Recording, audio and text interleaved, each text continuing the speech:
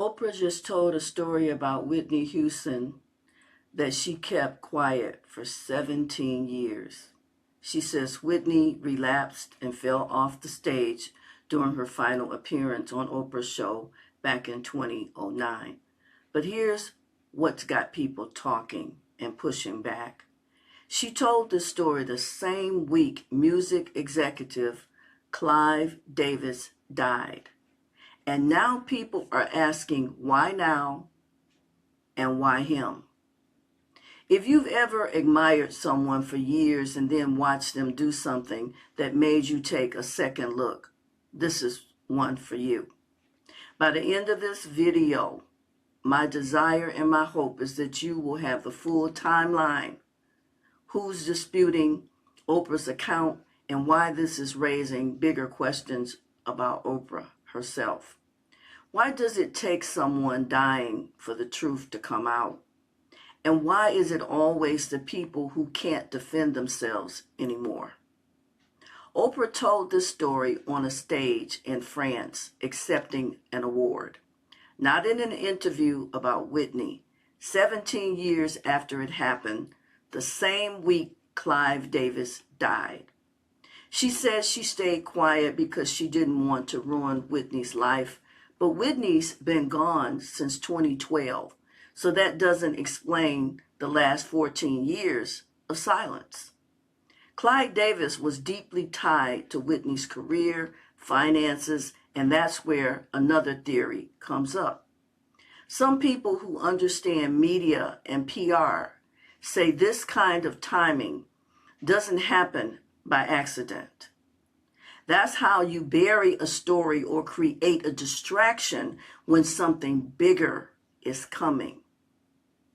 After Sean Diddy's downfall, one report claimed Clive Davis was privately terrified the truth about their decades-long relationship could come out.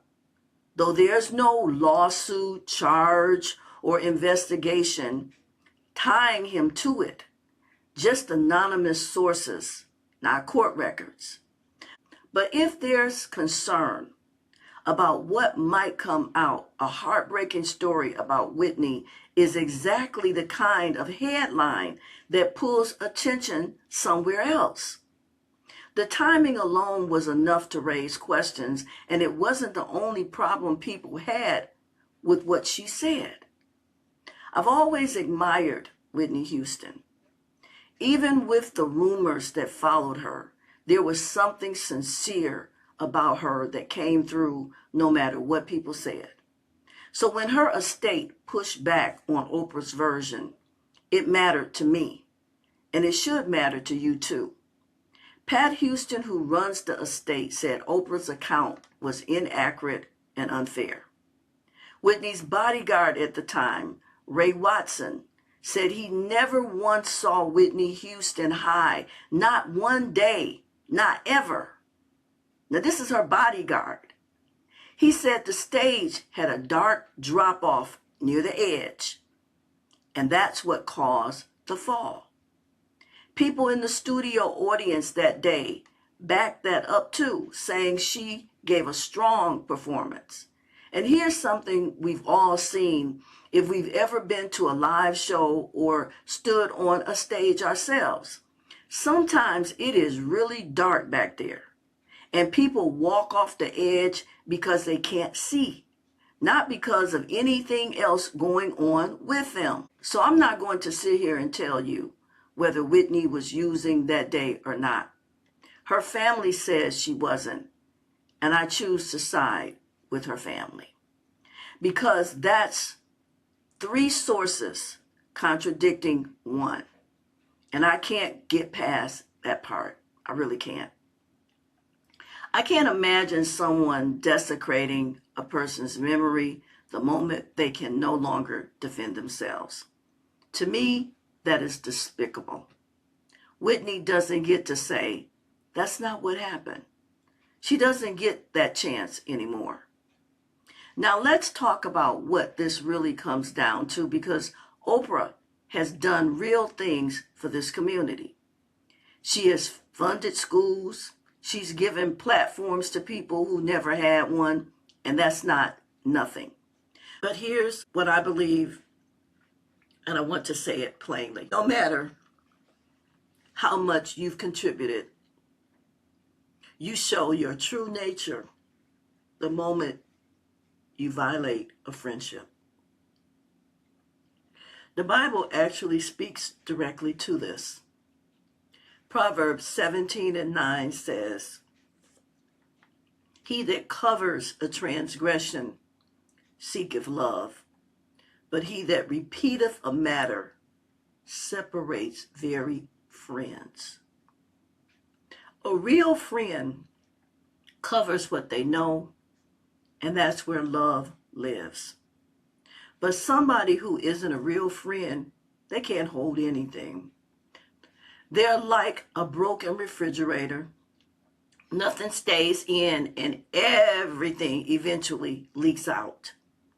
If this was truly about a sincere friendship, like Oprah says it was, she would have taken this to the grave. Literally. She would not have pulled it out to shield Clyde Davis from anything that might be coming out about him. She would not have used it to make herself relevant again. She would have simply let Whitney rest. And this isn't the first time people have questioned how Oprah treats our icons once they're gone. 10 years after Michael Jackson's death, Oprah sat down with two men who accused him in the documentary Leaving Neverland. His family called it the ultimate betrayal. The ultimate betrayal, meaning you couldn't betray Michael any worse than Oprah did in that moment. Now, to be fair, she didn't fabricate that interview, and she stood by it since, even after one of the timelines came into question. But here's the question people keep asking. Is this just where the story takes her, or is it specifically our icons who get revisited at their lowest moment once they're gone? I looked and I couldn't find her doing this to a white celebrity she's interviewed. That doesn't prove intent, but it means the question isn't unreasonable. And here's something else people brought up. A few years back, Oprah herself tripped and fell on stage while giving a speech about balance of all things. And she laughed it off and said, "Wrong shoes," and kept going. Nobody in that audience assumed she was under the influence. Nobody questioned her character over it. And she had the chance to explain herself, and people believed her. Whitney never got that chance, family. The real story here was never just about whether Whitney fell off a stage. It's about who gets to control someone's story after they're no longer here to tell it themselves, and why that question keeps landing on the same group of people. And for me, it's bigger than that too. Whitney was a troubled soul. We all sensed that. But she had a genuine heart, and the tragedy didn't end with her. We watched her daughter leave this earth the same way not long after. So when someone picks at old wounds like this, they're not just talking about Whitney. They're reopening something that was already so painful for the people who loved her. And they're doing it without anything close to proof that this only happens to one community. Just a pattern that's hard to ignore once you've seen it twice. If this video resonates with you, like it, share it with someone who needs to hear it, and leave a thoughtful comment below. The link to the clips related to the topic are in the description. Here's what I want to know from you. Do you think Oprah brought this up on her own, or was she protecting someone else's reputation? If Clyde Davis has something to worry about coming out, do you think Whitney's story got used to bury this? What do you think this says about Oprah, her own pattern, or something bigger we haven't even gotten to yet? Family, this video lesson is about being the right kind of friend. Look at this. Be the right kind of friend. I'm Deborah, and this is Family Still Matters, because family still matters. So does the truth we choose to carry about the people we say we love, even after they're gone. Thank you for watching. And I'm going to leave you with the final word from Proverbs 11 and 13. It says, a talebearer, that's a gossiper, revealeth secrets, but he that is of a faithful spirit concealeth the matter. May God richly bless you.